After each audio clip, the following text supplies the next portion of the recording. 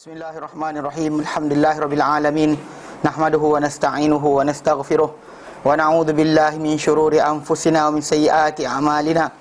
Man yahdihillahu fala mudhillalah wa man yudlilhu fala hadiyalah. Asyhadu an la ilaha illallah wa asyhadu anna Muhammadan abduhu wa rasuluh. Allahumma salli ala Muhammad wa ala ali Muhammad kama sallaita ala Ibrahim wa ala ali Ibrahim wa barik ala Muhammad wa ala ali Muhammad kama barakta ala Ibrahim wa ala ali Ibrahim fil alamin innaka Hamidum Majid. Rabbi shrah li sadri wa yassir li amri wahlul 'uqdatam min lisani yafqahu qawli. Amma ba'd. Alhamdulillah, kita bersyukur kepada Allah kita dapat lagi bersama untuk meneruskan kelas pengajian kita berkenaan dengan tafsir maudhu'nya bagi surah Al-Quran. Minta maaf lewat datang ada ni sikit tadi. Okey, perkataan saya pun sampai dah dan kita teruskan insya-Allah. Baik, kita masih lagi dalam perbincangan berkenaan dengan tajuk ayat yang ke 49 sampai 74 surah Al-Baqarah. 49 74 surah Al-Baqarah itu berkaitan dengan tajuk perangai perincian berkenaan dengan perangai atau tingkah laku Bani Israel dengan Musa AS. Kita kata ini adalah title yang datang kerana setiap segmen surah Al-Baqarah ni walaupun panjang tapi dia berbahagian-bahagian. Kalau orang tu ikuti betul-betul baru dia akan nampak kenapa Allah datangkan lepas ini kisah ini, lepas ini kisah ini. Jika dia tak tengok dengan secara keseluruhan, dia akan nampak ketidakselarian lah. Sebab kita orang tak mulakan dengan kitab, kemudian tak cerita berkenaan dengan orang beriman, orang munafik, orang kafir dan orang munafik. Kemudian tak masuk berkenaan dengan kisah Adam. Tiba-tiba lepas tu, ya Bani Israel, kan? Lepas ayat ke-39 dan ayat 40 tu orang start dengan ya Bani Israel. Lepas cerita Adam atau cerita tentang Bani Israel. Sebab apa? Kisah-kisah Bani Israel dibawa. Sebab mereka ni adalah contoh pertama bagi khilafah yang ditarik daripada manusia. Kerana Adam dimuliakan dengan khilafah di muka bumi ini, tapi bila tak laksanakan hukum tadi, kalau anak cucu dia tak laksanakan, maka dicabut dari mereka. Tak kira siapa mereka, walaupun mereka ni mulia di atas nama kerana manusia yang kita ada keturunan Adam yang disujud kepadanya para malaikat, tapi kerana dia tak laksanakan, dia tak ada nilai si Allah Subhanahu Wa Taala.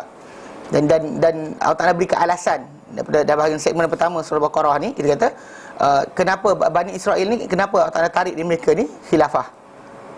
Alasan dicabut di mereka ni khilafah dan juga hidayah. Allah Ta'ala tak bagi kitab dah, tak bagi dah lagi mereka ni khilafah. So diceritakan dalam juzuk pertama surah Al-Baqarah yang kita sedang bincangkan sekarang, tajuk ini.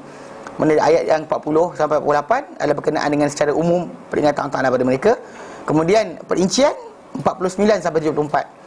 Dan dari sini lebih tertumpu berkenaan dengan kisah di antara Musa AS, muamalah Bani Israel dengan Musa AS sendiri. Apa mereka buat pada Musa.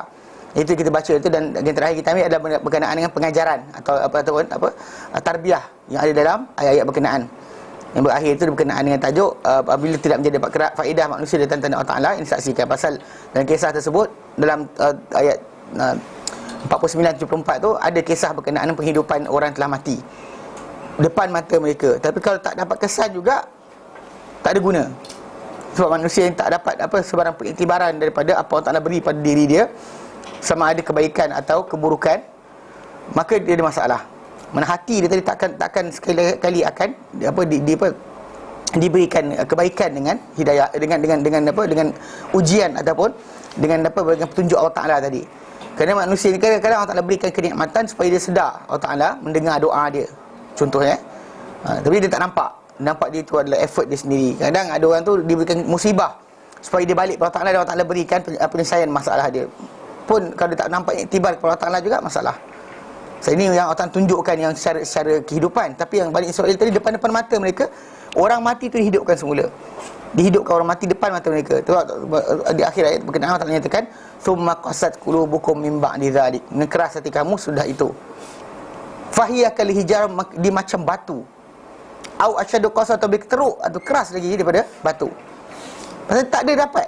Maka kalau dia kata macam tu keadaan hati manusia tadi, tengok keadaan tak ada iktibar, tak ada pengajaran, tak ada rasa sesuatu, maka dia masalah.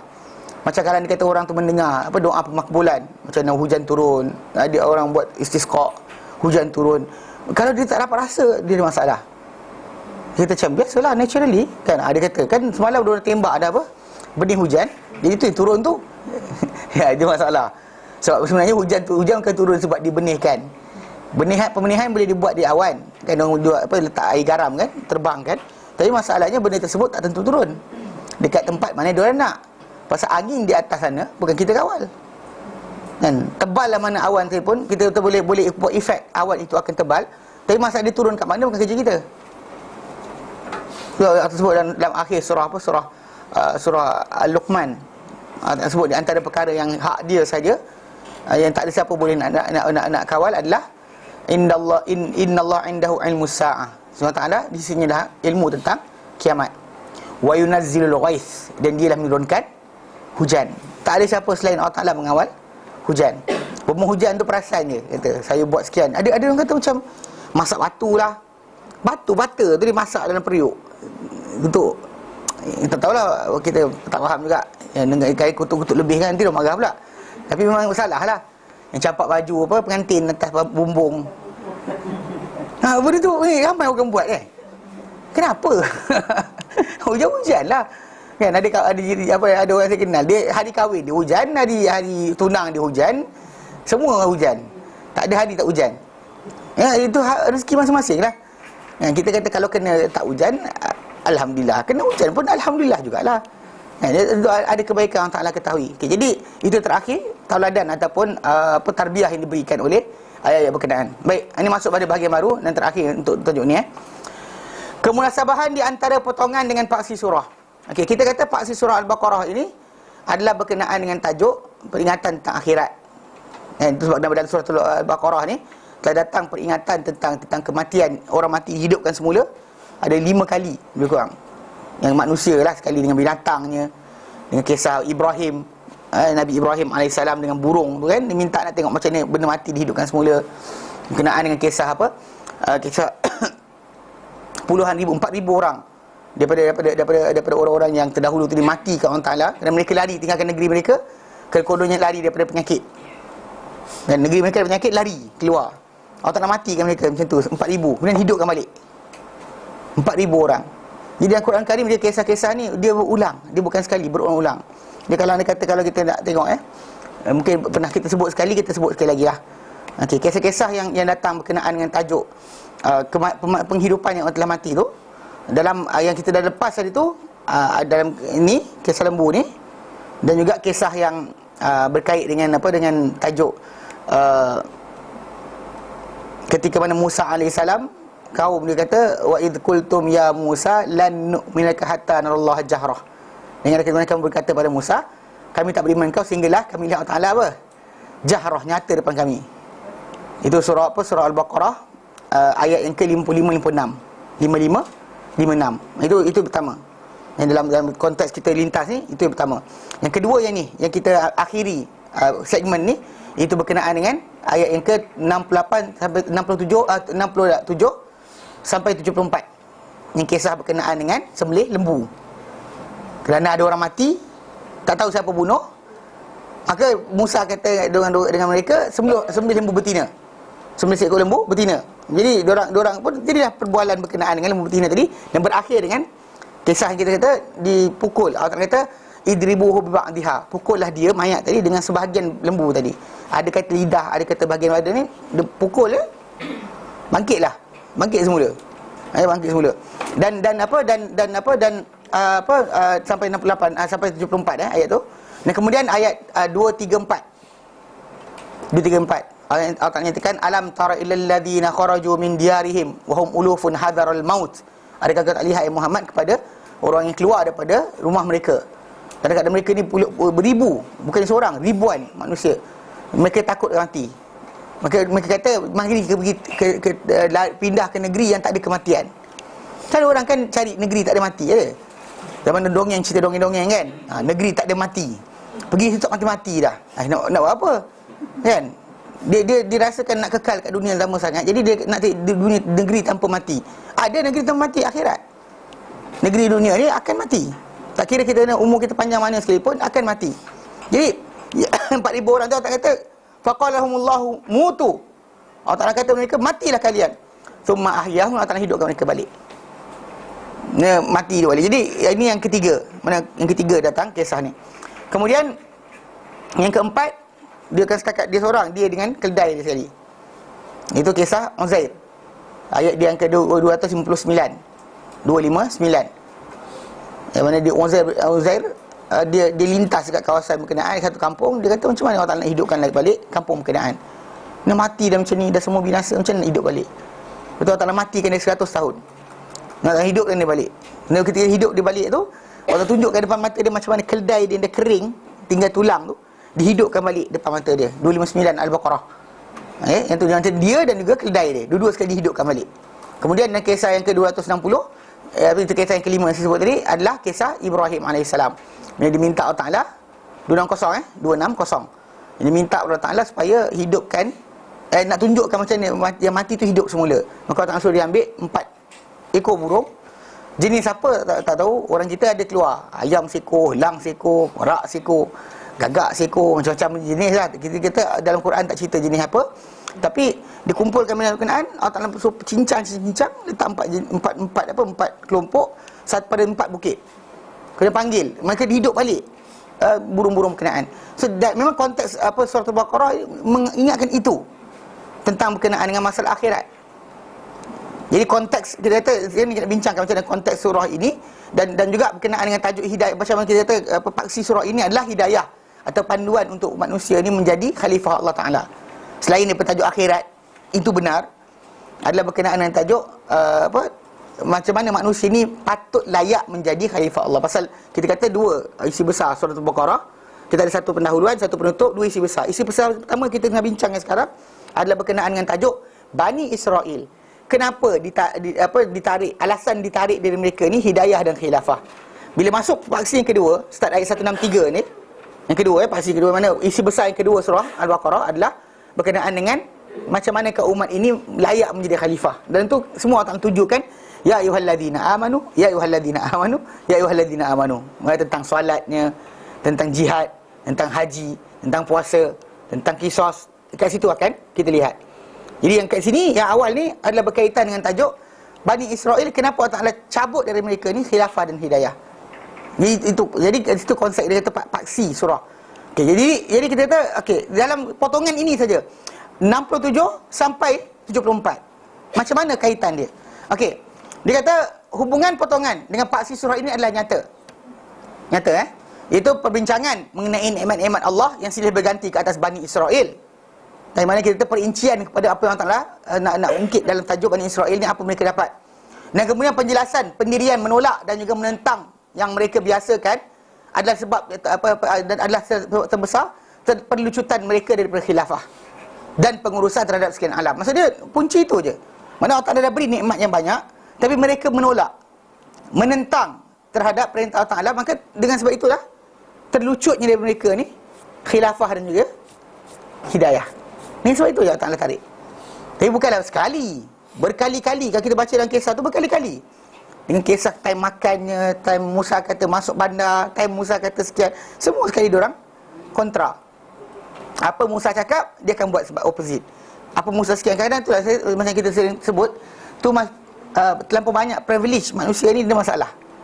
Dia rasa Tuhan sayang dia, dan dia boleh buat apa dia nak. Bukan kita tak minta susah, tapi kalau dia kata terlampau senang sangat, tu masalah juga. Terlampau senang kan, sampai rasa kita tertipu dengan diri sendiri. Kita ingatkan kita ni orang kesayangan Allah Ta'ala, lalu lepas tu buatlah apa saja, Allah Ta'ala tak kisah. Itu masalah dia. Itu diorang boleh kata kami sekian. Nanti bila masuk pertengahan dengan Rasulullah Muhammad SAW, nanti macam mana muamalah mereka dengan Rasulullah SAW, daripada ayat yang ke 75 sampai 123. Itu nanti kita akan baca. Yang lepas ni lah buku lain, bukan buku ni. Kan buku Nabi kan? Kan lagi sebab. Okey. Nabi okey.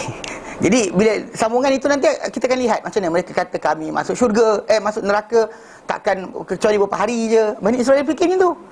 Takkan kena kami api neraka kecuali ayyam ma'dudah. Dia rasa macam tu, dia rasa takkan kena. Dia rasa diorang ni adalah orang kesayangan Allah Ta'ala. Dia tak sangka takkan siapa masuk syurga kecuali Yahudi atau Nasrani. Kan? Dia orang sentiasa menyangka macam tu. Jadi dengan sebab itu Allah Ta'ala, jadi yang ketiga ini ruangan mereka dengan Rasulullah. Nanti ayat yang ke-75 sampai 123. Yang ini sekarang kita bincangkan adalah lebih kepada keseluruhan konteks surah. Okay, dia kata apa? Dia kata khilafah juga ditarik. Yang juga membolehkan perluasan ruang untuk kepimpinan golongan lain. Mana dengan sebab ini mereka ditarik, maka memasukkan kat situ apa? Golongan yang lain yang akan memperbaiki apa yang telah dirosakkan oleh mereka. Mereka tak nak buat, Allah Ta'ala gantikan. Alihkan mereka, bawa orang lain. Ini kita kata keadaan yang kita kena faham. Mana agama Allah Ta'ala ataupun pengurusan Allah Ta'ala pada alam ini tidak perlukan kepada orang tertentu. Orang tak boleh, tak nak buat, dia alihkan, dia bawa lain. Hatta dalam umat Muhammad SAW sendiri pun Allah Ta'ala berikan janji yang sama. Mana kalau kita lari, tinggalkan, tak ada siapa macam, oh lah, habislah, Islam takkan menang. Tak ada. Mati para ulama' mati. Ya, tapi takkan Islam tak habis. Islam tidak habis. Sentiasa Allah Ta'ala gantikan dengan lain untuk datang menggantikan atau meneruskan agama ini. Sebab agama Islam ini tidak bergantung dengan manusia tertentu. Tak nak buat, Allah Ta'ala beri pada orang lain. Maksud kita Melayu lah, kita tak nak buat dakwah non-Muslim sangat, maka Allah Ta'ala beri pada orang bukan Islam daripada Eropah datang sini mengajar Islam. Betul tak? Orang Amerika Syarikat datang, dia pergi berceramah macam Dr. Bilal Phillips, Yusuf Estes. Saya ingat dia datang ke Malaysia, dia buat talk ni. Ada non-Muslim masuk Islam. Kita ni Islam lama daripada dia. Ya, bukan ni bukan kutuk sesiapa Maksud dia, kita tinggal. Faham tak? Kita tertinggal. Kita tak nak buat, jangan perasan bahawa nanti Islam tak sampai. Tak, dia akan sampai. Nak ke tak nak, dia akan sampai pada mereka. Allah Ta'ala datangkan hujah dengan cara paling kita tak sangka. Kita tinggalkan dakwah, Allah Ta'ala berikan golongan lain. Ini kelebihan agama ni, yang kita tak nak buat, Allah Ta'ala bagi. Macam Bani Israel tinggalkan, Allah Ta'ala bagi golongan lain. Dia bukan masa bila tak ada Bani Israel nanti tak adalah anak-anak Yakub tu tak ada, maka tak adalah dunia ni akan pudar dan musnah, tak ada. Digantikan kumpulan lain. Macam bila tak orang Arab dahulu pun tinggalkan, sibuk dengan macam-macam, Allah Ta'ala bagi Kurdistan macam Salahuddin Ayyubi. Kan dia Kurdistan. Kan? Mana para ulama-ulama hadis yang kita kata kebanyakan mereka daripada sempadan oleh Rusia kan, negara-negara sempadan Rusia. Macam Bukhara kan, Bukhari, Muslim semua sekali mereka ni Turmuzi, Nasai, Ibn Najah, Abu Daud, semua daripada negara-negara berkenaan. Bukan bangsa Arab asal, daripada keturunan orang yang para sahabat datang takluk negara mereka, datang untuk sampai ke Islam ke negara mereka. Diorang nak cucu orang-orang berkenaan. Bayangkan, kita kata mana diorang menjadi benteng Islam. Kemuliaan menjaga hadis ni balik pada orang yang bukan Arab. Ni bila Nabi SAW Nabi kata bila Nabi sebut berkenaan dengan tajuk orang-orang yang ni ada orang salah baca hadis. Dia baca hadis dengan Parsi bila Nabi SAW puji berkenaan dengan kumpulan yang akan datang beriman dan sebagainya, dan memuji kelebihan dalam Islam ni. Jadi diorang kata siapa? Nabi pegang Salman Al-Farisi. Nabi kata kalau sekiranya iman tu di Suraya, di bintang kejora, bintang yang kalau subuh matahari nak terbit tu, dekat atas tu ada satu bintang yang paling bercahaya. Jadi bintang tu dia kata kalau iman berada di sana akan mendapatkannya orang-orang macam ni. Ada orang dikecikkan skop kepada apa? Parsi. Salah. Bukan Parsi, Ajam, orang bukan Arab. Dan betul lah bila start daripada zaman 100 hijrah ke atas kan. Ulama-ulama yang terlibat dalam menjadi benteng atau rujukan agama ni kebanyakan bukan daripada Arab sendiri. Contoh macam imam tu saya sebut tadi, hadis tadi kan, Imam Bukhari, Muslim. Kemudian macam ulama tafsir, Tabari, Qurtubi kan. Qurtubi tu Cordoba, Spain, tahu tak? Qurtubi Tabari tu pun sama juga kawasan sana. Kawasan belah-belah Eropah tu. Maksud dia Allah Ta'ala beri kemuliaan macam tu. Al-Andalus kan. Jadi Andalus, dia orang adalah orang-orang yang kerja untuk Islam. Kamu sungguh menjaga agama dan sebagainya. Tapi kita lihat Allah Ta'ala alihkan bagi pada mereka, bagi pada sekian. Tak nak buat tak apa, Allah Ta'ala akan bagi orang lain. Dia tak ada, agama ini tidak bergantung dengan kita. Bahkan urusan Allah Ta'ala untuk menjadikan asbab tadi bagi agama ni menang dan sebagainya, kita tak ada pun Allah Ta'ala akan menangkan. Jangan kita perasan, kita kalau tak ada, kita tak adalah agama ni akan tersebar. Mana ada? Macam orang kata kalau bukan kerana Melayu tak adalah menang perang salib ke tentera Islam, tak ada kan. Ini mengarut nama dia. Kan tu yang kenapa dalam Qardawi baca syair. Kita laisa syabab man qala kana abi. Bukanlah pemuda tu. Pemuda bila sebut dalam syabab ni dalam bahasa Arab ni, orang yang punya keinginan tinggi, semangat tinggi, muda kan. Jadi laisa syabab, bukanlah pemuda itu Man qala, siapa yang kata kana abi, bapa aku dulu. Bapa aku dulu, atuk aku dulu, onyang aku dulu, kan? Kan onyang aku, apa Quran? Onyang aku. tak guna. Walakin syabab, tapi syabab tu adalah orang yang man qala, siapa-siapa yang berkata ha anadha, ni aku ni sekarang. I am now. Bukan bapa aku dulu. Kan orang suka kan bangga dengan bapa. Bapa aku keturunan raja, bla bla bla kan. Oh raja, bukan raja. Atuk aku raja. Tak payah pakai pun tak apa. Nothing. Apa kemuliaan yang ada pada orang terdahulu tak akan dapat pada orang yang terkemudian. Dan bahkan dalam konteks ini baca hadis Nabi. Nabi kata apa? Man batta bihi amaluhu.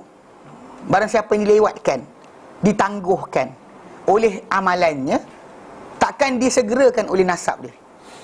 Ya. Dan Sahih Muslim, hadis nombor tak ada. Adilnya Allah Ta'ala tak ada dia bagi. Kalau dia kata Allah Ta'ala ini adilnya Allah Ta'ala, adilnya Allah SWT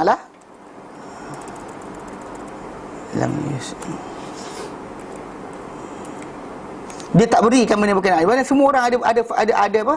Ada peluang nasabuhu.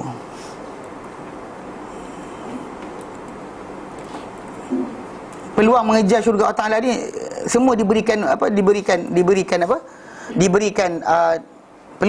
peluang yang sama. Tak ada siapa yang boleh kata saya dapat kurang, saya dapat lebih dan sebagainya. Dia apa yang apa dalam hadis Nabi ni, dia kata apa dalam hadis ini an Abi Hurairah radhiyallahu anhu qala Rasulullah qala, dia berkata qala Rasulullah sallallahu alaihi wasallam, hadis nombor 2699 Sahih Muslim. Nabi kata apa? Man naffasa an mu'minin kurbatan, barang siapa yang melepaskan daripada seorang mukmin satu masalah, satu bebanan, min kurabid dunya, daripada kesusahan atau kepayahan dunia, naffasallahu anhu kurbatan min kurabil yaumil akhirah, saya akan melepaskan daripada dia satu kemasalahan, satu kebencana daripada hari akhirat. Kita lepaskan orang tu masalah kat dunia, contoh macam dia tak ada duit, hutang, kita tolong, ataupun kereta dia rosak, kita tolong. Kita lepaskan masalah dunia, Allah Ta'ala akan lepaskan untuk kita satu masalah di akhirat. Ni besar kat jalan, serius kita tahu benda kita sangkut kat akhirat nanti. Islam saja ke Ustaz? Mukminin. Yalah, tapi kalau dia kata kalau bagi anjing makan pun boleh masuk syurga, takkan pula anjing dapat. Kalau jiran kita tak, itu saja lain. Memang dapat. Tapi kalau dia kata kita dahulu kan mukmin lah dahulu.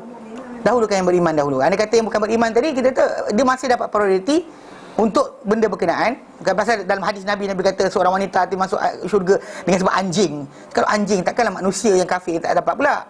Kan anjing yang anjing kan nilai dia dengan manusia, mesti manusia lagi tinggi. So buat tolong pada non muslim sekali pun jalan. Cuma beza dekat sini ada yang tinggi. Contoh macam nak buat baik pada orang. Antara jiran kita dengan bapa kita sendiri. Mestilah bapa kita. There's priority in that. Ya. Dia kata jadi apa waman yassara an mu'sirin. Barang siapa yang memudahkan bagi seorang yang ada dalam kesusahan, mu'sir. Yassarallahu fid dunya wal akhirah, akan mudahkan untuk dia dunia akhirat. Waman satara musliman, barang siapa menyembunyikan keaiban seorang muslim, satarahullahu fid dunya wal akhirah, akan sembunyikan dia atau lindungi dia pula pada dunia juga akhirat. Wallahu fil aunil abdi, dan Allah Taala dalam bantuan kepada seorang hamba. Maka al-abdu fi auni akhih, selama mana seorang hamba itu dalam keadaan membantu untuk saudara dia. Wa man salaka tariqan yaltamisu fihi ilman, dan barang siapa yang menyusuri satu jalan yang dicari dalam ilmu, sahalallahu lahu bihi tariqan ilal jannah, Allah Taala mudahkan untuknya dengan sebab perbuatan dia menyusuri jalan tadi satu jalan ke syurga. Wa majtama'a qaumun fi baitin min buyutillah, dan tidak berhimpun satu kumpulan satu kaum ni di dalam rumah daripada rumah-rumah Allah, yatluna kitab Allah, mereka membaca kitab Allah Ta'ala, wa yatadarasunahu bainahum, mereka mempelajari kitab tadi di antara mereka, illa nazalat alaihimus sakinah, mereka akan turun ke atas mereka ni ketenangan, wasyathum rahmah, dan meliputi mereka ni rahmat, wa haffathumul malaikah, dan melindungi melindungi mereka ni para malaikat, wa dzakarahum fi man indahu, wa dzakarahumullah fi man indahu, Allah Ta'ala akan sebut tentang mereka ni di sisi siapa yang bersama dengan dia. Allah akan ceritakan hamba aku buat apa, hamba kau buat apa. Okey. wa man batta'a bihi amaluhu, dan barang siapa dilewatkan dengan pada dia ni oleh amalan dia. Kenapa sangkut amalan? Lam yusri' bihi nasabuhu, dan takkan dicepatkan dia ni oleh keturunan dia. Faham? Barang siapa, kita amalan kita tak cukup, sangkut sampai dekat titik surat sangkut, sampai sini sangkut. Takkan tiba-tiba malaikat tengok, oh, siapa anak siapa? Oh, anak Pak Imam. Oh, depan. Ini masalah dia. Pasal amal tadi semua orang boleh buat. Contoh macam berselawat, semua kita ada jalan untuk selawat. Masa untuk selawat, baca Quran, ada terlimited ke? Baca Quran hanya hiasan taklim. Di rumah takci. Mana ada? Zikrullah hanya dalam apa? Hiasan taklim. Di rumah tak ada. Mana ada? Kan anda ada peluang untuk mendekat diri Allah Ta'ala dengan jalan masing-masing, waktu masing-masing, dengan kadar masing-masing. Tak ada siapa tak diberikan peluang. Tak ada siapa yang tak diberikan peluang. Semua diberi peluang yang sama rata. Manusia ni, syurga Allah Ta'ala tu terbuka untuk semua. Tak ada orang macam, yelah, dia lahir kat Mekah, saya lahir kat Malaysia, macam mana nak tahu Quran banyak? Dia bolehlah kecil-kecil dengar bahasa Arab. Tak. Bukan alasan. Tidak jadi alasan langsung. Maksudnya, kita faham tak? Jadi kat situ, nasab keturunan tadi tak mempercepatkan pun. Anda anak siapa? Anda kahwin siapa? Macam kahwin siapa? Macam kahwin Pak Imam, atau kahwin ustaz ke, kahwin tak cepat pun.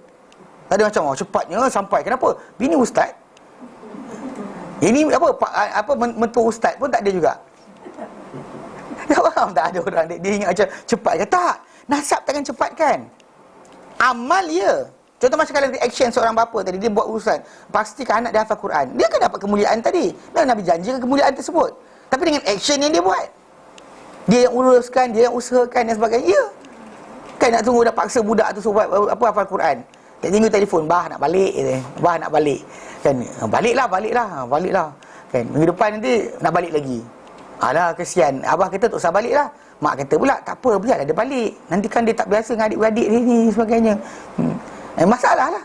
Kan faham tak? Jadi dia sejauh mana kita sanggup berkorban, situlah nilai amal kita. Faham tak? Dia secara asalnya orang tu takkan tuai benda bukan dia tanam. Anda tak tanam, anda tak ada tuai. Anda tak boleh tuai benda bukan hasil anda punya kerja. Tu yang belakang sebut wa alaisal insan illa ma sa'a. Tak boleh untuk seorang manusia tadi tiada untuk manusia kecuali apa yang dia kerjakan.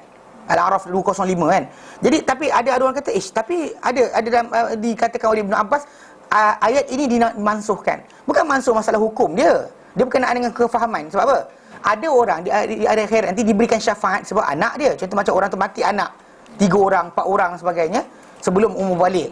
Kan dijanjikan Nabi SAW akan beri syafaat untuk dia di syurga nanti. Mana anak tu tadi atau anak dia contoh macam mati syahid, dia akan boleh tarik.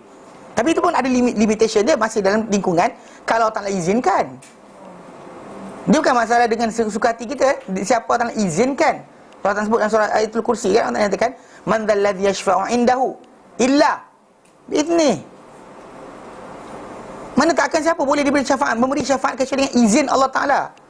Kerana orang salah faham kata, tak ada lah, boleh kot. Kan saya adik-beradik dia, kan bapa saudara Nabi tak lepas. Abu Lahab, adik-beradik bapa dia. Orang tengok Abu Talib, tengok Abu Lahab. Abu Lahab tu bapa saudara dia, adik-beradik bapa dia juga. Tapi tak lepas. Pasal nasab tadi tak boleh menyelamatkan. Macam Abu Talib sendiri, dia selamat sebab bantuan, dia ringankan hukum sebab bantuan dia kepada Nabi. Bukan sebab keturunan dia dengan Nabi. Bantuan dia, perlindungan diberi pada Nabi sepanjang Nabi berdakwah pada awal Islam. Dia punya perbuatan tadi memberi kesan. Mana Nabi berikan, walaupun kita tak ada manfaat, diringankan sebab Nabi SAW, sebab kerja dia yang dia buat. Sedangkan satu orang lagi, adik-beradik dia juga, mana adik-beradik bapak dia juga, terus masuk neraka. Dijanjikan masuk neraka sejak awal Islam lagi. Dia mati lepas perang Badar, lepas perang Badar, dia mati. Masa dia 15 tahun lebih kurang tempoh jarak berkenaan. Tapi dia tak beri kesan apa-apa benda pun. Secara tak langsung kita kata kerana itu nasab keturunan, macam mana kata tadi, man batta'a bihi amaluhu, barang siapa dilewatkan dia ni oleh amalan dia, lam yusri' bihi nasabuhu, takkan dicepatkan dia ni oleh nasab keturunan dia. Satu sebab kenapa kita baca Bani Israel tadi kan, semua orang diberi fair chance. Tak ada siapa yang diberikan kurang. Semua orang ada ruang untuk kejar syurga Allah Ta'ala. Cuma anda kejar ke tidak aja. Tak kira anda lahir zaman mana. Jangan kata macam, Allah, kita memang payah nak beriman sebab kita lahir zaman sekarang. Kalau lahir zaman Nabi kan mudah. Kita tahu lahir zaman Nabi, kita yang lawan pertama sekali, Allah alam. Tak, kita tak tahu. Pasal karakteristik kita ni, diri kita ni, kita ingin satu benda. Tapi bila sampai peringkat, kadang tak buat juga. Dengan ceramah ustaz kata lepas ni insya-Allah kita akan solat malam. Setiap malam akan solat malam. Walaupun paling kurang 2 rakaat. Pasal ustaz kata paling kurang 2 rakaat. Kan? Pasal Nabi, pasal Al-Quran kata dalam surah Al-Muzammil ayat terakhir Allah Taala nyatakan faqra'u ma tayassara minal Quran. Baca apa yang mudah daripada Quran. Maksudnya asalnya Allah Taala nakkan 1/3 malam, 2/3 malam, setengah malam, 4 jam, 6 jam, 8 jam Allah Taala nak kita bangun sepanjang malam. Tapi ada sekali Allah Taala bagi baca apa yang mudah aja. Mana 2 rakaat pun aci. Okey dah. Pun tak bangun juga. niat nak tu kita nak tapi kan. Pasal memang kita tahu apa suasana dan apa suasana keadaan kawan kita siapa dan sebagainya, main peranan. Kadang kata kawan kita ajak datang kelas. Kadang-kadang ada kawan tak kisah. Dia nak dia seorang je pandai. Bila orang kata, oh pandai lah kau agama, belajar kat mana? Rahsia kan. dia seronok syok seorang. Ustaz, macam kalau kita bila anak angkat atau anak saudara kan, kita masukkan dia ke tampil ke arah agama ni, macam itu dikira macam kita menuai juga. Ya saya menuai lah. Sama itu Nabi kata, itu yang Ali sebut kan, kun aliman. Ali bin Abi Talib kan dia sebut kata-kata dia yang masyhur. Kun aliman, jadilah kau orang yang alim. Be a knowledgeable person. Au muta'alliman, atau tak boleh jadi orang yang alim berpengetahuan, jadilah orang yang belajar. Kalau tak boleh juga, au mustami'an, ataupun orang yang mendengar. Tak boleh belajar pun mendengar sekali pun jadilah. Kalau tak boleh juga, au muhibban, atau orang yang sayang. Atau orang yang sayang. Dia jangan macam datang orang buat daurah hadis, sekat. Oh, ni buat apa ni? Ni Wahabi ni. Tangkap. Kan? Denda 1,500, penyandang di tiang denda RM25. Sampai baru ni ada orang tulis, dia kata apa? Kalau ustaz tu tak nak kena denda 1,500, dia kena berceramah di atas tiang. Mungkin dia kata kurang sikit, dia kata. Tak, secara asalnya benda lawak, tapi serius. Jadilah kau orang yang alim, atau orang yang belajar, atau orang yang mendengar, atau orang yang sayang. Takkan aku tak suka dengar hadis Nabi, tak suka. Apalah diorang ni cerita hadis Nabi, buatlah maulid. Pelik, terbaliknya.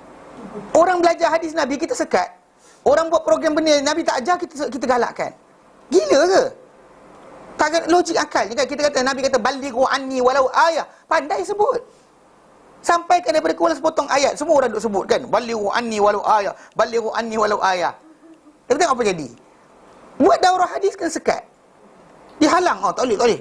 Ni tanya tanpa tauliah. Ini sekian. Gila ke kan? Maksudnya jadi at least kalau tak boleh pun jadilah orang yang sayang. Sayang ilmu tu sampaikan. Wala takun khamisan, jangan kau jadi orang kelima. Jadi orang kelima, fatahlah engkau akan binasa. Ni Ali bin Abi Talib kata. Ada orang sebut kata hadis Nabi. Tak salah, Ali yang kata. So maksudnya memang kalau kata macam tadi kan, kita anak, bukan kita belajar, anak saudara kita belajar. Anak kita ada anak saudara kita, buatlah. Itu dipanggil menuai lah. Kita tengah bercuk tanam untuk hasil di sana. So kenapa kita buat satu benda tadi, fikir akhirat. Jangan fikir nanti budak ni aku bantu dia belajar, nanti kalau aku sakit nanti dia lah ke tolong aku. Tak, jangan. Kan? Jangan buat macam tu. Fikirkan ganjaran akhirat. Jangan kata kalau mati nanti dia lah baca Quran untuk aku. Tak, bukan juga. Kita buat benda-benda supaya tak ada sayang pada kita. Sebab apa? Kita menyalurkan untuk orang tu belajar agama. Maksudnya kita mudahkan. Paling kita kurang mudahkan. Kalau anda tak alim, anda tak pandai, nak mengajar tak boleh dan sebagainya, maka nak belajar pun tak boleh, maka sokonglah ilmu tadi. Bukan ilmu ikatan ulama muda UMNO tu kan. Ilmu tu, pengetahuan yang disebarkan. Jadilah penyokong pada benda tersebut. Ini tidak, kita menjadi penyekat, tak boleh. Jadi macam kata, adakah kita mencucuk tanam? Ya. Tuaian akhirat? Ya. Confirm akan ada. Allah nyatakan wa aqimus salat wa aqimus salatuz zakah wa ma tuqaddimu li anfusikum. Nanti ayat kita akan baca dalam konteks yang kedua. Yang kedua, dirikan solat, tunaikan zakat. Wa ma tuqaddimu li anfusikum. Apa-apa kamu upfront kamu buat dahulu untuk diri kamu. Mana untuk akhirat, tajiduhu indallah, kamu akan dapati di sisi Allah Ta'ala nanti. Tak ada satu benda pun. Wa may ya'mal mithqala dzarratin khairan yarah, wa may ya'mal mithqala dzarratin syarran yarah. Masa buat kebaikan kejahatan, satu benda kecil dia akan nampak. Kebaikan sebesar tu pun dia akan nampak. Sebesar debu yang kita tak insignificant, dia akan nampak. Macam orang yang inilah yang masuk syurga dengan sebab bagi minum anjing. Mungkin dia tak rasa pun benda tu akan berfaedah pada dia. Dia juga wanita yang kurung kucing mati, dia pun rasa tak ada benda. Kan dia rasa tak ada benda, nothing. Kan binatang, ya, dia manusia, dia lagi mulia, binatang tak apa. Jadi kat situ pun kita kata ruang yang berlaku. Allah Ta'ala berikan manusia ni benda sekecil benda pun, sebesar benda pun akan menjadi penyebab untuk syurga dan neraka dia.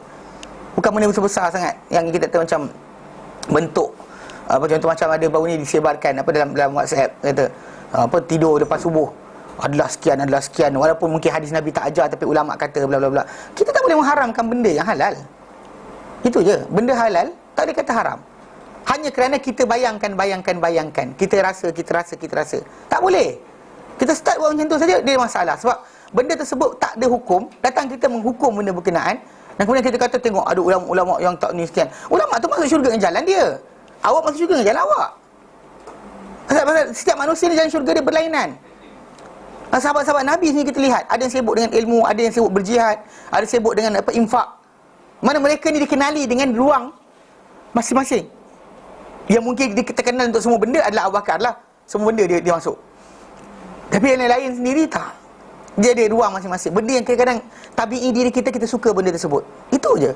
Tak boleh kita nak paksa orang dan kita kata tengok orang tu sekian. Orang tu masuk syurga cara dia. Dan kita tak masuk syurga dengan cara copycat. Tahu copycat? Kita tiru orang. Tak boleh. Tiru Nabi, ya. Tiru para sahabat, ya. Tiru orang, tak boleh. Tak boleh, pasal Nabi dan para sahabat memang Allah Ta'ala jamin ikutan kepada mereka ni dapat redha Allah, keampunan Allah Ta'ala, syurga Allah Ta'ala. Kan itu janji Allah Ta'ala kepada kita, akan dapat cinta Allah Ta'ala. Mana dia ikutan, mana ayat 31 Al-Imran dengan ayat 100 At-Taubah. Mana dapatkan keampunan, dapatkan cinta Allah Ta'ala. Dalam 31 Al-Imran, dapatkan keredaan Allah Ta'ala dan syurga Allah Ta'ala dalam ayat 100 surah At-Taubah. Mana ikutan pada dua tempat tadi memang dah akan confirm. Tapi yang lain tak ada. Kan contoh macam tiru cara orang ni buat macam tu, kita buat macam tu juga. Tak boleh. Kita masuk syurga dengan cara kita masing-masing. Uwais Al-Qarni tak ikut cara orang lain. Betul tak? Dia dengan kisah mak dia. Dan semua orang ada mak, tapi tak ada jadi wali Uwais Al-Qarni pun. Berapa lama jadi Uwais Al-Qarni? Angkat tangan. Sebab ada mak. Mana ada? Puja tu apa? Satu benda, pasal setiap orang dengan jalan masing-masing. Itu je. Allah Ta'ala mudahkan untuk dia jalan kepada mereka. Dan lebih penting lagi ketiga tu adalah ilmu. Kalau dia belajar, maka dia tak akan tahu manakah jalan yang utama untuk dia. Dia tak belajar, dia akan start. Dia ingatkan ini priority, dia lupa yang ini. Dia pergi yang sini, rupanya yang ini priority. Benda tadi akan berbeza-beza.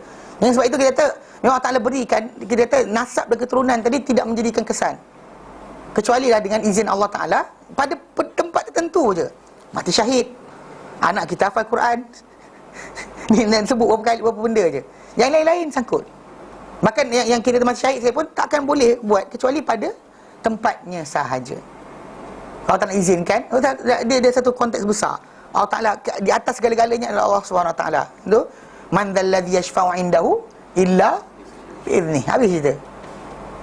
Ustaz, yang ada dalil tu orang mengatakan anak yang tak dapat tadi hafal Quran kan, dia akhirat besok dia lepaskan 10 keluarga dia. Betul ke?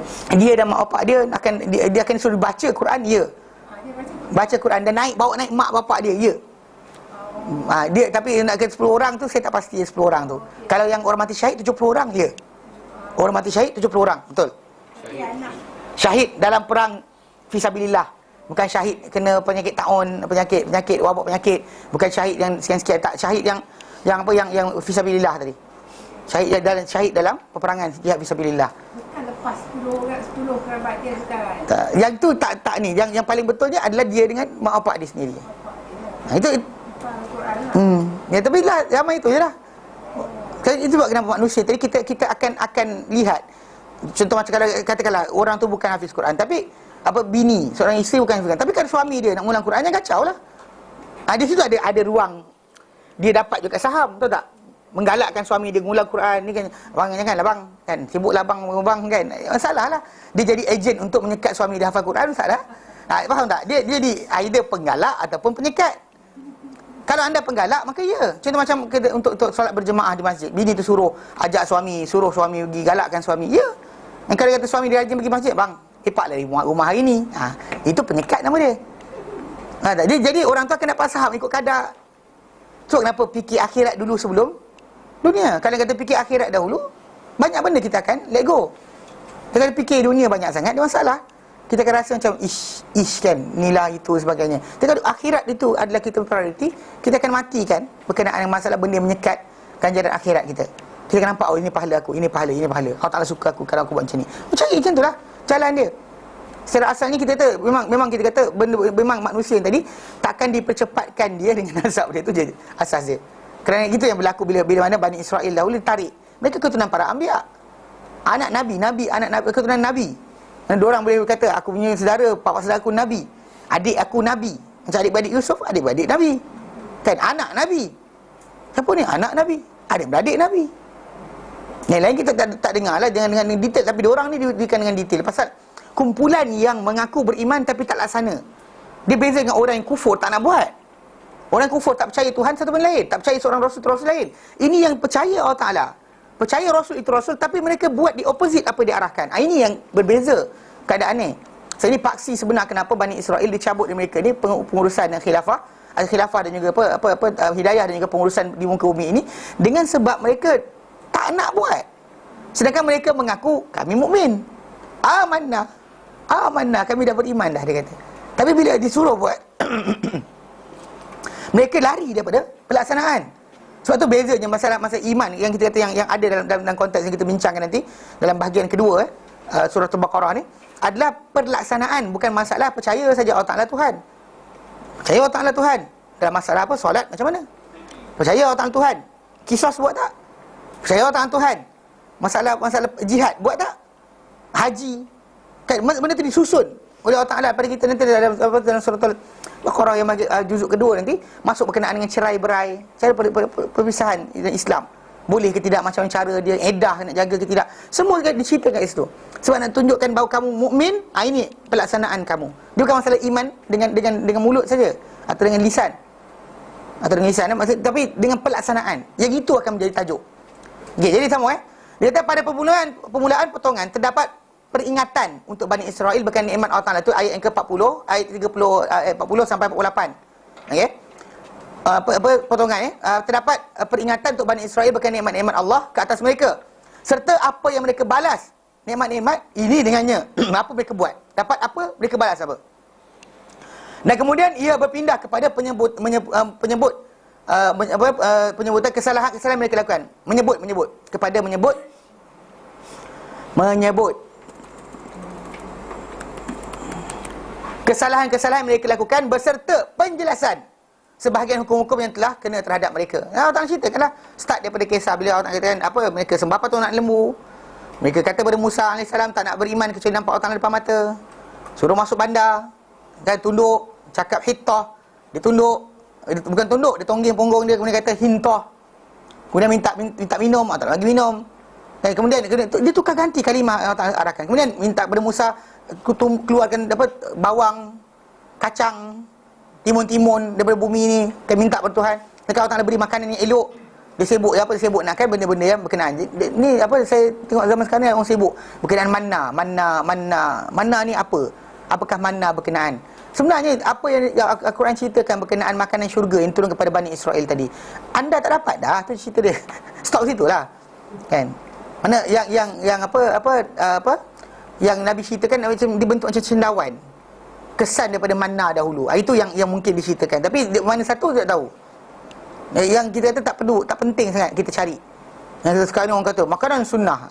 Yang masalah dia makanan sunnah kan. Semua benda sumbat dalam satu benda. Kan? Semua benda dia masukkan. Inilah tongkat Ali pun makanan sunnah. Masalah betul kan. Ni konsep manusia ni. Kan nak menyaga-menjagalah. Kan sebutlah kebaikan barang yang anda jual tadi. Purely kerana barang tersebut kita kata apa memang ada dari segi fakta saintifik. Memang betul dia memberi faedah. Adapun kalau nak sokongan Nabi SAW untuk lakukan barang lakukan barang. Dia sama seperti orang yang bersumpah dengan menggunakan sumpah untuk lakukan barang. Wallahi, demi Allah barang saya elok. Dan ini Nabi tak benarkan. Melakukan barang dengan sumpah dengan nama Allah Ta'ala, tak boleh. Banyak melakukan barang dengan cara apa? Sibuk ceritakan berkenaan dengan hadis Nabi, tapi dia cerita benda lain. Nabi tak cerita benda tu pun. Nabi cerita tak cara lain, dia sibuk. Contoh macam dia sebut apa, contoh macam apa, dia lakukan barang dia, buah zaitun kan, kul zaita waddahinu bihi. Okey, sebutlah zaitun punya kebaikan, tapi nak lakukan barang dia disebut ada akan dia sembuhkan berapa puluh penyakit dan sebagainya, termasuk kusta. Itu bohong dah. Itu dia Bukhari Muslim. Ini betul-betul buat. Yang aiskrim kata Nabi lu suka makanan sejuk dan juga manis. Betul jual aiskrim. Faham tak? Tak senonoh. Jual aiskrim betul letak hadis Nabi.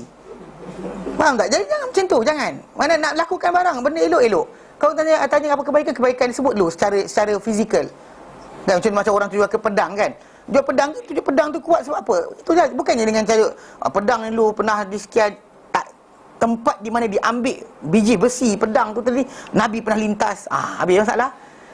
Itu masalah dia. Kan kayu buat kapal daripada kan. Faham tak? Dia tak ada benda pun. Nothing. Tak ada kaitan kat situ pun. Masalah kalau baik. Biar pun Nabi tak sebut sekalipun benda tu baik. Sebab apa? Sebab apa yang diberi pada Nabi SAW ni adalah untuk akhirat. Untuk dunia ni tadi kita kata manusia tu kena ada sahabat Nabi yang sakit. Tak ada pun Nabi kata ini akan sembuh dia sakit. Tak. Kita bayangkan sahabat Nabi tak ada sakit ke? Tak ada orang bayang macam tu. Kerana mukminnya mereka tak pernah demam, tak pernah sakit, tak pernah sesama, tak pernah sekian. Mana ada? Nabi sendiri pernah sakit kepala. Nabi pernah luka. Pasal dia bukan Allah Ta'ala sayang seorang hamba tadi terus tak kena langsung musibah. Akhirat dia, dunia tidak. Dunia ni anda boleh kena macam-macam. Jangan sangka bila dah belajar dah apa tafsir Quran, dah mula hafal Quran ni, insya-Allah takkan demam dah anak-anak kita. Mana ada? Tak? Tapi orang nak macam tu tak? Kita nakkan macam tu kan. Kita bayangkan lepas kita mukmin, contoh dulu zaman jahiliah, apa tak tutup aurat dan sebagainya. Sekarang dah tutup aurat. Jadi lepas tutup aurat ni rasa dunia ni akan mudah je. Tak. Jangan sangka macam tu. Sebab anda di dalam alam ujian, medan ujian. Dia akan datang ujian dengan berbagai. Dan lagi dahsyat kita kena faham apabila Nabi kata apa? Asyadun nasi balaan. Manusia paling teruk, paling dahsyat bala dia al-anbiya, para nabi. Kemudian lepas para nabi, al-amsal, the best. Orang yang terbaik. Thumma al-amsal, orang yang terbaik. Nabi sebut macam tu. Maksud dia kalau orang tu kena musibah tadi, ada possibility dia adalah orang Allah Ta'ala paling sayang. Ada possibility. Dia berdasar pada dia punya perangai pula lah. Kalau kena musibah apalah Allah Ta'ala bagi dia asyik mengeluh dan mengaduh, masalah juga. Tapi secara asalnya kita kata bila Nabi kata asyadun nasi balaan al-anbiya. So apa kita bayangkan? Manusia paling teruk kena bala para nabi. Tapi kita harapkan diri kita ni orang bentang kapit merah. Kan mukmin kan, doa-doa mesti orang dengar. Kerana kita ada ayat macam-macam, ayat lembut hati, ayat sekian. Baca ni petik jadi orang tu sayang kita, kan? Kita nak macam tu. Tapi dalam Islam tak macam tu. Realiti bukan macam tu. Anda akan ada ujian. Akan diuji dengan keluarga, diuji dengan jiran. Ramai orang bergaduh dengan jiran. Angkat tangan. Banyak orang tak ngaku tak tahu cerita. Jiran parking masuk sikit kawasan rumah dia. Start jeling kan. Balik masuk dalam rumah, dia minta suami dia pergi keluar. Masalah sebenarnya. Itu konteks yang paling simple sebenarnya. Dia pasal kita diuji dengan jiran, diuji dengan adik-beradik kita, dengan mak bapak kita, dengan orang dekat jalan raya, dengan semua orang, kat kedai, kat pasar raya. Jangan sangka bahawa kita takkan kena ujian. Kita pelik macam, apa pasal kena ujian? Asalah, susah sangat hidup aku ni. Ayat ni keluar. Sedangkan kita dah katakan, Nabi kata asyadun nasi balaan. Hatta Nabi kata demam dia 2 kali ganda demam daripada orang biasa. Punca Nabi lafazkan tu sebab sahabat tu pegang badan dia, panas. Nabi kata aku demam 2 kali ganda daripada orang biasa. Bukannya macam dia Nabi tak ada, dia demam dia tak demam. Mana ada? Sakit kepala, dia sakit kepala. Aisyah ngadu sakit kepala. Yang Nabi SAW sebelum dia wafat kan. Dia mula Aisyah ngadu, aduh, wah roksah. Aduh kepala dia kan. Nabi kata bahkan aku nak sakit kepala lagi. Dia kata. Nabi cakap macam tu. Bukan nak tapi maksud dia bila anda mukmin, anda kena bezakan pandangan tentang dunia ni dengan orang lain. Orang lain mungkin nampak musibah tu musibah, anda kena nampak musibah itu sebagai apa? Ujian Allah Taala. Dia nak hilangkan dosa kita. Ni cara kita pandang dunia lain.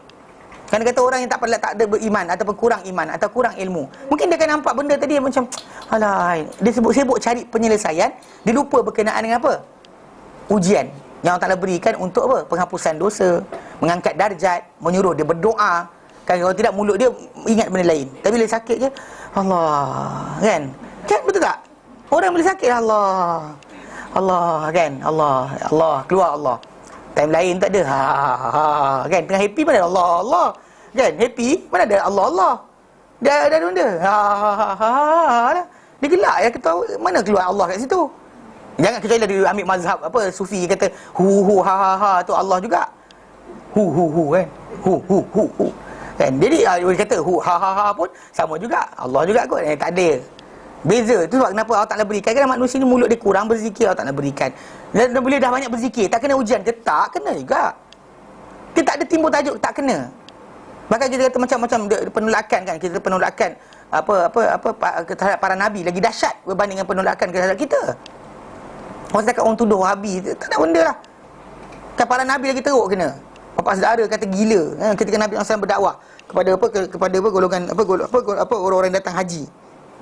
Bapa saudara dia Abu Lahab duduk belakang dia. Dia bercakap pada orang ni, bapa saudara dia depan-depan orang ramai tu, dia ni gila. Nabi tengah berdakwah, dari belakang dia datang, dia ni gila. Sampai ada di kalangan orang yang masuk Islam lepas tu, dia kata ketika aku dengan bapa aku duduk, aku tanya bapa aku tu siapa? Itu mengaku Nabi. Belakang dia tu siapa? Bapa saudara dia. Belakang tu bapa saudara dia. Bapa saudara dia duduk bantai kata depan-depan. Kalau kita ni, kalau macam kita lama dah pindah negeri kan, saya cerita dekat ada orang saya jumpa, dia pindah negeri, asal duduk daripada dekat sekian, pindah dia duduk dekat area mana? Shah Alam, kena tuduh Wahabi, lari ke Kelang. Kelang kan jumpa, dia kata kena sekali lagi. Dia kata pindah kali, pakcik kena juga. Tuan Haji kena juga. Saya kata bukan macam tu cara dia, macam dia rasakan kenapa orang tak sekian. Dia punca dia bercakap dengan saya tu sebab saya kata dengan orang munafik pun kena buat baik. Layanan kita kepada syaitan manusia, layanan kita Allah Ta'ala suruh buat baik. Allah kata Allah suruh Nabi SAW idfa' billati ahsan, balaslah yang lebih baik. Mana orang tu buat jahat, balas dengan baik. Ini kepada apa? Kepada syaitan manusia. Dia kata syaitan manusia pun kita layan baik. Jadi tak puas hati, dia kata kenapa cakap yang tu? Kan orang-orang yang tolak sunnah ni patut kita lawan dia. Kan? Orang-orang tolak sunnah ni. Kan? Orang ni patut kita berkeras dan sebagainya. Saya kata siapa aja. Dia kata tapi ustaz sekian. Saya kata bukan mazhab Nabi. Mazhab ustaz tu, tapi Nabi tak ajar yang tu. Pasal Allah Ta'ala suruh Nabi buat baik pada orang yang buat jahat pada baginda. Cakap bukan-bukan. Allah Ta'ala kata idfa' billati ahsan sayyi'ah. Kan balas yang buruk tu dengan yang baik. Kenapa? Sebab benda berkenaan adalah konteks manusia. Kita tahu besok apa jadi pada dia. Tapi kalau kepada syaitan jin, jangan sibuk dengan diplomasi. No diplomasi. Jangan pula macam setan-setan yang kacau aku semayang ni nak makanan ambil sikit makan sini. Allah. Jangan. No diplomasi at all. Kan datang dia kacau kita sibuk nak bagi diplomasi, bagi dia makan, kan minta izin dengan setan nak semayang. Wahai setan, aku tahu asal usulmu, kata. Janganlah kacau aku semayang Tak boleh. Pasal kita disuruh apa? Isti'adzah, balik pada Allah Ta'ala. Minta perlindungan Allah Ta'ala daripada syaitan. Adapun yang syaitan manusia, layan dengan muamalah baik. Jadi tak puas hati. Jadi dia ceritakan saya, dia kata dia tinggal sini, kena tuduh Wahabi. Dia pindah sekian. Sekarang ni pun ingat nak pindah lagi, dia kata. Saya kata Tuan Haji pindah pun tak guna, saya kata. Sebab itu bukan konteks dia. Manusia ni diuji. Itu ujian Allah Ta'ala yang tak boleh lari. Anda tak belajar, mungkin tak kena ujian. Kan tak belajar kita semua, ignorance. Kan nak solat, tak tahu cara macam mana, solat je, tak ada siapa. Start kita pandai je, belajar sikit. Di situ je kita nampak, salah lah. Nak tegur ke tak nak? Kan? Bapak kita ke, mak kita solat salah ke? Kan? Atau ada idea dia yang salah ke? Jadi kita tak belajar tak apa. Tu dia kata apa? Dia kata apa? Kejahilan itu blessing apa? Bless kan? Dia jadi rahmat tau. Pasal kau tak nampak pun kau salah. Dan kita happy je. Duduk dalam tu happy. Saya Muslim, I'm Muslim kan. Kan datang nasyid nyanyi ramai kan. Datang dia tepuk-tepuk diri. Dia tak ada masalah. Start belajar je. Dah mula nampak sekatan. Tak boleh. Tak boleh. Nampak tak? Kalau tak belajar tak kisah. Tapi jahilkan diri salah juga. Ada orang ingat dia kata tak apa jahil ini tu ustaz. Apa belajar? Kalau belajar nanti jadi taklif. Tak belajar tak apa kot. Saya kata tak, sama je. Kita tak faham. Dia tak faham. Saya baca surah Al-Mulk ayat 8, 9, 10. Allah tak nyatakan apa? Petaka utama Yazmul Ghaiz. Neraka ni berubah dengan sebab kemarahan. Neraka marah akhirat nanti. Kullama ulqiya fiha faujun. Setiap kali mana campak dalam neraka ni satu kumpulan. Sa'alahum khazanatuha, akan bertanya kepada kumpulan yang masuk neraka tadi, penjaga-penjaga neraka. Apa dia kata? Alam ya'tikum nadhir. Masuk neraka tak datangkah kepada kamu pemberi peringatan? Tak ada orang bagi tahu ke? Neraka tu betul. Tak ada orang ingatkan kamu ke? Dosa tu akan dihukum. Orang yang masuk neraka tadi kata, qalu bala. Mereka kata bahkan dia qad ja'ana nadhir. Telah datang kepada kami pemberi peringatan. Tapi fakadzabna, kami tak percaya. Wa qulna ma nazzala min syai', dan kami kata Tuhan tak turunkan apa-apa. In antum illa fi dhalalin kabir. Itulah kamu apa peringatan? Wahai peringatan, dan kamu ni dalam kesesatan yang besar. Kamu kacau orang je. Kan? Dia kata, dari ujung tu dia mengaku. Wa qalu, dan mereka berkata, lau kunna nasma'u, kalau kami dahulu mendengar. Kalaulah kami dahulu mendengar. Au na'qilu, atau kami dahulu apa? Berfikir. Kami nak dengar, kami nak fikir. Ma kunna fi ashabis sa'ir, takkan jadi kami dari kalangan penghuni-penghuni neraka. Fa'tarafu bidzambihim, maka mereka mengaku dengan dosa mereka sendiri. Fasuhqan, maka padanlah muka. Li ashabis sa'ir, bagi ahli-ahli neraka. Maksud dia the first salah dia bukan maksiat. The first salah dia bukan kufur. The first salah dia apa? Tak nak belajar. The first crime yang dibuat oleh manusia dia tak nak belajar. Kalau dia nak belajar dan sebagainya, dia akan jumpa jawapan tadi. Tapi dia pekakkan telinga awal-awal lagi. Kata apa macam sekarang ni kan, bila orang tegur berkenaan masalah adat atau budaya yang salah tadi, janganlah terus tuduh orang tu Wahabi. Benda tu budaya yang salah. Dalam silat ke, dalam apa sekalipun kan, kehidupan kita yang berkaitan tentang akhirat, benda akhirat, benda berkenaan keselamatan lepas mati. Bangsa-bangsa lain dunia ni ada cara macam-macam.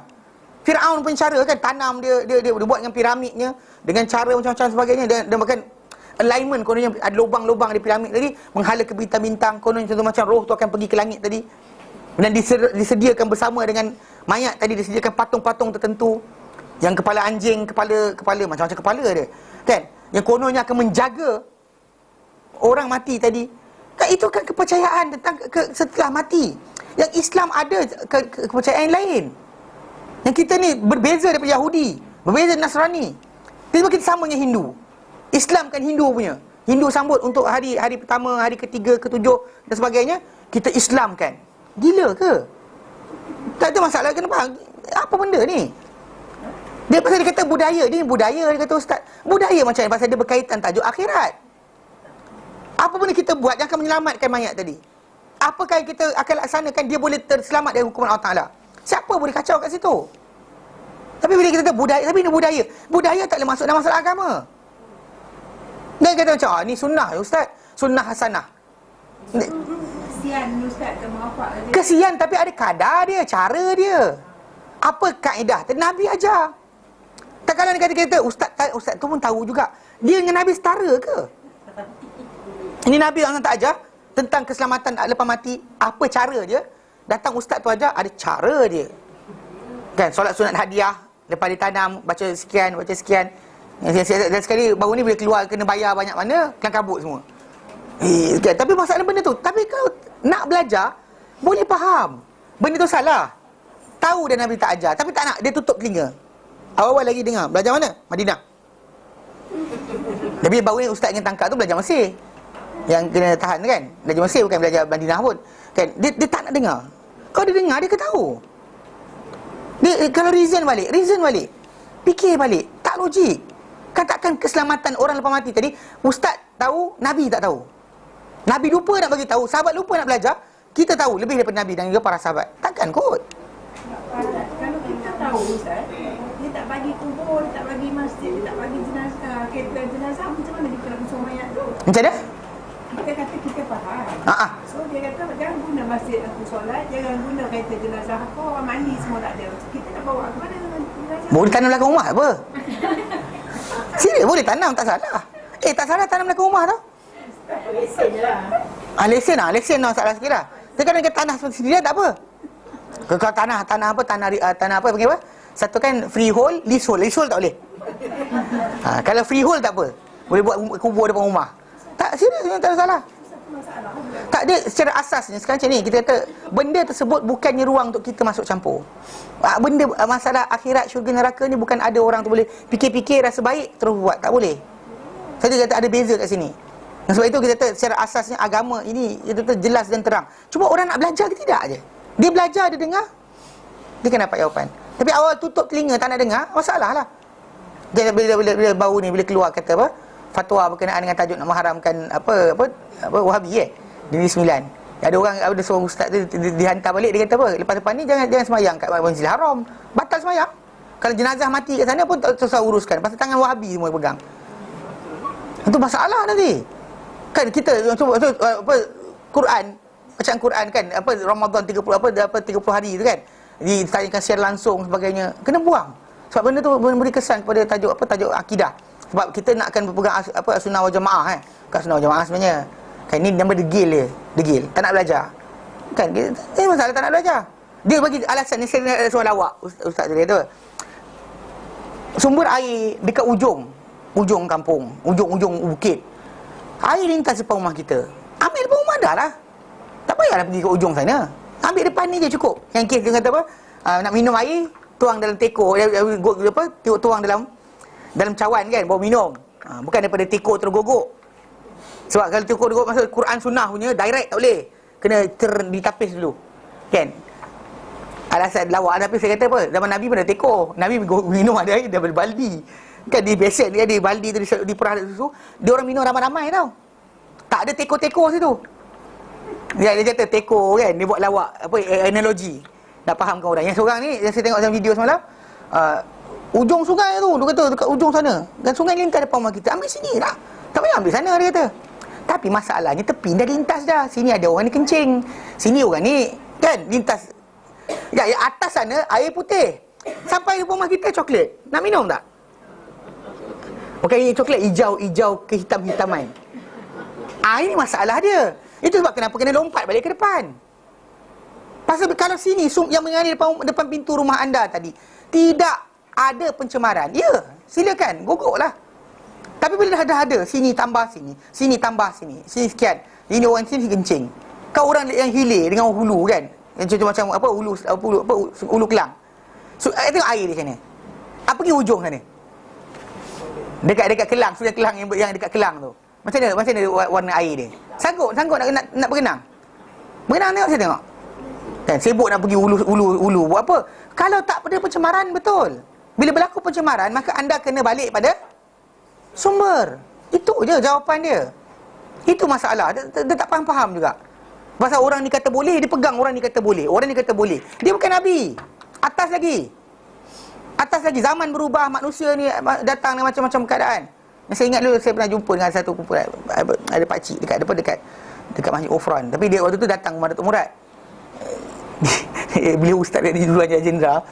Dia pergi bantai, kata benda ni adalah apa tahlil dan sikit tahlil 7 40 dan sebagainya kan, hari-hari tu. Dia kata Hindu punya. So dia asal Hindu tu kan. Dia kata dalam Hindu masih ada sampai sekarang program puja roh. Mana lepas kematian seorang, puja roh. Jadi kata dahulunya pasal dia yang datang mengajarkan Islam pada kita, dia penyaga, bukan ulama. So dia ada sikit leniency. Ajar Islam, asal masuk Islam. Betul begitu, betul. Asal bersyahadah, kemudian macam orang asli kan, dia di hutan, bila orang kita ajar Islam, dia tak terus satu hari tu terus sembelih babi serentak, tak. Dia akan mulakan dengan ajar syahadah dulu, kemudian memasukkan satu-satu pengajaran Islam tadi, satu. Jadi bila mana orang-orang tanah Melayu dulu masuk Islam, yang lain-lain boleh buang. Tapi bila berkenaan dengan tajuk keluarga, sentimen keluarga ni kuat. Kan contoh macam penghormatan pada orang telah mati, takkan nak sekat. Kan Atuk saya dah mati, takkan saya tak boleh buat puja roh? Jadi kat sini timbul tajuk, dia kata yang timbul di kalangan penyaga-penyaga yang mengajarkan Islam tadi tu, dia kata apa? Okey, tak apa, tinggal tak apa, kita tukar. Daripada sebut mentera, baca ayat ini, ayat ini, ayat ini, ayat ini, ayat ini, ayat ini, ayat ini. Itu jadi tahlil tu. Dia bukan sebab apa? Pasal kalau nak tahlil tu, kaifiat tahlil atau tahlil arwah, kemudian arwah, tak ada dalam mazhab Syafi'i. Tunjuklah Imam Syafi'i ajar kat mana. Ni kadang lawak bila orang kata, boleh sampaikan pahala para mati. Soalannya, ritual tu ada tak? Upacara tu. Kita bilang upacara, bukan masalah benda tu. Contoh macam saya datang mengajar kan, saya keluar pintu, saya kata, ya Allah, pahala aku mengajar tadi bagilah pada nenek aku, ataupun atuk aku, ataupun orang tengah hidup, orang masih hidup, bagilah pada bini aku Umar. Contohnya kan, boleh. Mazhab Ahmad kata boleh. Bila dia kata boleh tadi, macam tu cara dia, without ritual. Program masalah sekarang ada ritual, ada upacara berkait dengan tarikh, masa, waktu, hari dan sebagainya. Di sini masalah. Itu dia bila dia cakap, bila ada seorang pakcik, ada dua pakcik tak puas hati. Tapi time soal jawab, tak nak jawab, tak nak soal. Lepas ustaz tu dah keluar kan, dia pergi ikut kan. Dua orang dihimpit ustaz tu. Tuan Haji suruh saya buat lari. Pasal dia start dah. Dia sampaikan, saya tanya Ustaz Ridwan ni, Ustaz Ridwan kata apa? Saya nak marah hari tu sebab apa? Ada seorang di antara dua orang tu kata apa? Nabi bukan tahu semua benda. Seriously, mulut manusia ni kan. Zaman Nabi lain, zaman kita lain. Dia cakap yang tu. Jadi lepas tu diorang tahu Ustaz Ridwan pergi duduk meja lain. Saya duduk dengan meja diorang. Nak makan ni? Bebel lagi duduk ni. Saya macam, aku diam, tak boleh. Aku cakap, masalah tak makan, tak kenyang. Seriously, kata start saya hariannya mesti tak kenyang. Memang sungguh, saya angkat sudu, dia sibuk. Saya macam, tak sudu, saya pun kata, Haji. Saya kata, semua bid'ah. Saya kata bid'ah ini masuk kena agama ni adalah masalah ibadat, akidah, ibadat, akhlak. Kadang kata benda bukan tu, buatlah. Atau Haji nak makan ni, asal tangan kanan. Saya kata, makan macam ni ke? Makanlah, Islam tak larang pun. Nak pakai 2 jari, 3 jari, 5 jari, Islam tak kacau. As long as tangan kanan. Makanlah cara macam ni pun. Cara macam ni ke? Cara taklah. Mana selesa makan.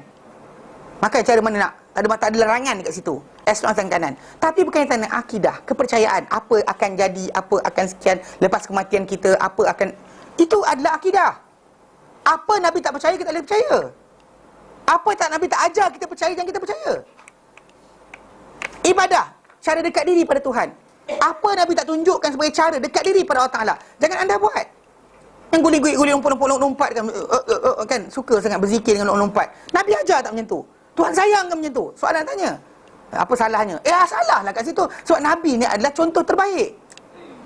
Kalau kita kata, kalau dia kata, orang tu kata, start dia kata, yang ini goyang-goyang badan tak apa. Kalau ni golek-golek je ni, zikir sambil golek-golek, Allah. Kan? Sebab pasal orang dekat Tibet, dia ada cara dia guduk-guduk, keliling-keliling kan. Dia dari bertegak tu dia sujud, lepas tu baring terus, lepas tu dia golek. Okey, sekarang nak tanya, kalau orang buat kat masjid macam mana? Macam tu. Allah, guluk-guluk, golek. Kan? Lawan jam ke arah jam. Soalan nak tanya, boleh ke tidak? Tak boleh. Kenapa tak boleh? Dia tak ada jawapan tau. Start kita buka besar sikit. Tau. Lebarkan sikit je. Dia akan kelakar buat isu. Pada cara tadi yang kita kata, yang apa, dia kata benda yang bukan ibadah, dekat diri pada Tuhan. Nabi diutuskan untuk itu. Perusahaan para anbiya bukan setakat mengenal kita pada Allah Ta'ala, mengajarkan kita benda Allah Ta'ala suka. Tanpa datang para anbiya, anda tak tahu cara benda Allah Ta'ala suka. Ikut akal kita macam benda ada cara. Mungkin kita ambil sini kan, ambil pisau kan, alif, lam, ha, indah tanda cinta kan. Pergi jumpa orang Kristian tattoo dengan salib, kita tattoo dengan Al-Fatihah ni, kursi kat belakang. Nampak tak? Ikut logik akal kita macam-macam. Cara expression cinta tadi umum. Tu sebab jangan pakai falsafah dalam agama. Ikut falsafah betul. Cinta dia cara macam tu. Nak buat macam mana? Kalau gila tak apa. Kalau waras tak boleh. Kalau waras Nabi tu adalah panduan. Dekat diri pada Tuhan yang cara bukan Nabi ajar. Takkan boleh lepas. Takkan, bukan kebaikan, bahkan keburukan. Nabi sekat para sahabat dari puasa. Tak nak buka-buka, semayang, tak nak tidur, tak nak berkahwin wanita. Hadis datang bukan masalah limitation amal. Mana Nabi sekat mereka. Ikut akal, apa salahnya orang tu devote diri pada Tuhan. Tak nak kahwin, apa salahnya? Rabi'ah Tadawiyah. Rabi'ah Tadawiyah lagi tinggi dari Nabi ke? Dia guna kisah Rabi'ah Tadawiyah tu wali, dia boleh sekian dan tak kahwin. Sibuk cinta Allah Ta'ala sampai tak kahwin. Itukah panduan kita? Ada Allah Ta'ala beri di Quran apa selain daripada Muhammad SAW sebagai panduan kita, para sahabat. Ketiga, Rabi'ah Tadawiyah. Tak ada pun kan? Yang gatal pergi masuk kan, kenapa? Benda ni masalah limitation tadi. Benda ni bahaya. Once kita buka, dia akan terus lempah. Ni pakcik-pakcik tu dia sibuk kan. Dia kata akidah, ibadat, akhlak. Apa yang akhlak Islam kata ni, itu yang patut kita follow. Jangan follow yang lain. Jadi dia start argue dengan saya. Itulah saya kata, tak kenyang. Tak kenyang kan? Tak kenyang, makan tak kenyang. Satu bungkus nasi lemak tu sampai berapa jam tak habis lagi. Sampai masuk asar, tak habis lagi. Pasal sebab kenapa? Di sini panggil makan protokol. Macam orang pergi kedutaan kan, kamu makan protokol, tak kenyang. Nak kenyang pergi ke dapur. Itu puas hati. Jadi lepas saya hujah diorang kata apa? Ustaz punya hujah so compelling dia tu. Tapi kan diorang pun ada hujah juga. Saya kata Tuan Haji, ni saya tahu hujah diorang apa. Apa? Kalau baik apa salahnya? Ustaz tahu Saya kata apa tak tahu pula. Tapi bukannya baik apa saya terangkan balik. Dan sekali diorang diam. Betul sebelah saya ada seorang ustaz daripada Masjid Ghufran, Nur Salim, ambil nota, take note. Tapi dia diam.